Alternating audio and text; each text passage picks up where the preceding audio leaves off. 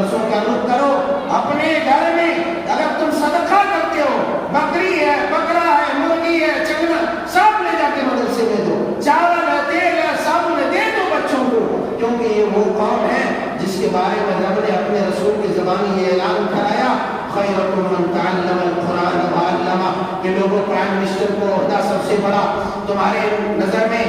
Chief minister کا عہدہ سب سے بڑا تمہارے نظر میں، تمہارے گاؤں کا مکھیا کا عہدہ وہ سب سے بڑی عزت والا تمہارے نگاہ میں، مگر اللہ کی نگاہ میں وہ پھٹا پاجامہ پہننے والا، ٹوٹی چپل پہننے والا، نیلی ٹوپی پہننے والا، پھٹا کرتا پہننے والا، وہ قرآن سیکھنے والا، قرآن سکھانے والا، یہ دونوں کے دونوں قومیں سب سے بہتر ہیں، سب سے عزت والا ہے، سب سے زیادہ عزت کے قابل ہے، عزت لیے جانے کے بھی قابل ہے، عزت دیے جانے کے بھی قابل ہے. لہذا اگر دنیا میں